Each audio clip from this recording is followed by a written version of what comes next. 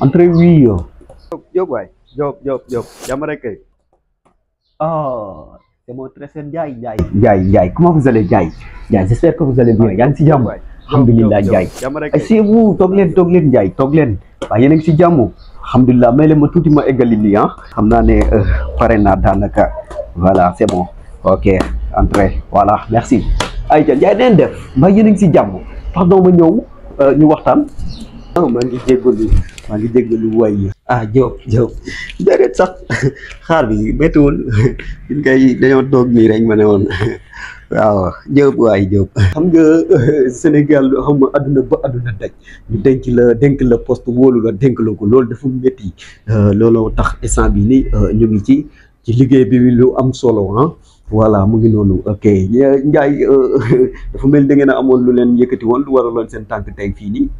Diop de tey moom dañ fay ñëwoon indiloon leen suñu benn projet bi sax naam donte du projet bu rëy a rëy waaye nekk na projet boo xamante ni yàgg nañ ci yëggu daal.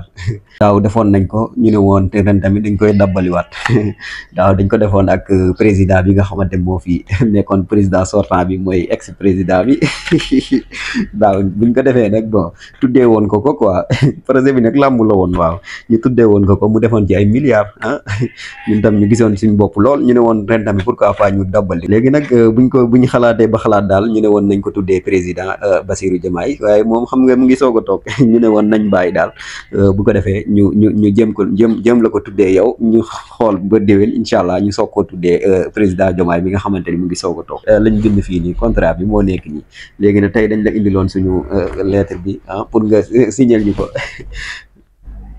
ah da ngay wax téléphone.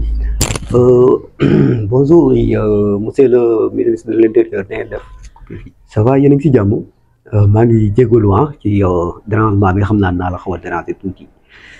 Ministre des forces armées dama ko woo jotuma ko léegi nii dafa am lu ma soxla woon nga jàllaleel ma ko waxal ma ko muy yónneel ma 4 agents gendarmerie nag waaw indil ma soxla naa leen fii sama kër quoi waaw dafa am benn mbalit bu fi nekk rek moom laa bëggoon ñu kiyal ma ko quoi indil ma ñeenti agents dégg nga ok mu ngi noonu jàllaleel ma information bi waay ok mën nga kon ne Ndiaye Diop waaw man kay dama doon wax ne sa maam moo toogoon ci bànqaas bi di ko gor après waaw déedéet projet bi du làmb sax kii la jubbanti bi ngeen woote moom lañ ñëwoon pour déposer suñu CV quoi gisoo moom moo nekk nii waaw CV bi laa indi woon quoi waaw